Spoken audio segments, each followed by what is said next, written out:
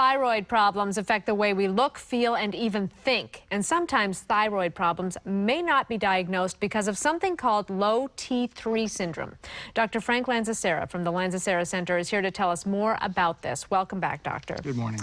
Low T3 syndrome, what is it? So T3 is the active thyroid hormone that's produced by the thyroid gland, but many times it's not tested on a conventional blood test. Most of the time, TSH and the T4 inactive hormone are tested. Many times, TSH and T4 are normal, but if the T3 is not tested, it could be low, and that's the reason for the patient's symptoms. And is it common for the T3 to be low, and is there any particular type of person that experiences this more than others? Well, one of the clues is brain symptoms. So if you have brain fog, focus trouble, concentration trouble, anxiety, depression, that's a sign of low T3. Why don't all doctors check for T3? Well, typically it's not considered part of the standard insurance exam, so many times it's not tested. It's the active hormone that has to get into your cells so you don't have fatigue, weight gain, lethargy, memory problems, etc. So if you take the test and you find that the T3 is low, what can you do about it? Well, now we have to find out why it is low. Right. So it could be low because of inflammation in the body, because T4 gets converted to T3 in your intestine and liver. And if there's inflammation in those organs, it can hamper the conversion. It could also be because you have too much estrogen.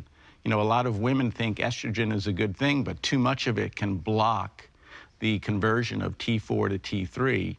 And it can also block the amount of T3 that gets into the cells. All right, so we've determined that this is what's happening. So now what? How do we fix all this? Well, we have to look for the reasons for the low T3. And like I said, it could be inflammation, which could be due to food allergies. Okay, so there we go down another path then, right? That's right. So we found out there's inflammation in the body. Then what? Another series of tests to find out what you're sensitive to? Right, so what's causing the inflammation? That could be food allergies, leaky gut syndrome. It could be a viral infection like chronic Epstein-Barr virus, cytomegalovirus. Those chronic viral infections can perpetuate inflammation and cause low T3. So at that point, is it advisable to change your whole lifestyle, or do you pop a pill, or do you take a supplement? What do you do? Well, it's lifestyle. So we have to figure out the causes. Inflammation, we have to adjust the diet. If there's a chronic viral infection, certain foods will cause certain viruses to replicate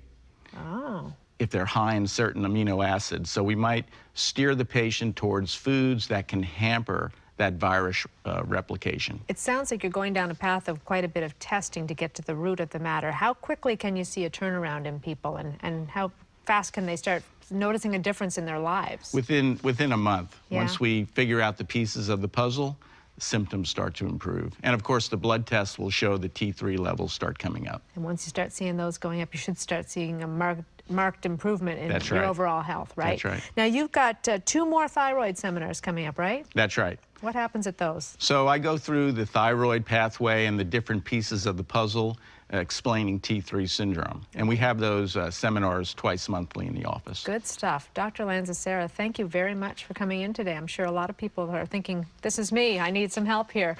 The information for Dr. Lanzisera's next seminar is on your screen right now. For more information, go to thyroidtampa.com or call 813-253-2333. Daytime will be right back. Thank you. Thank you.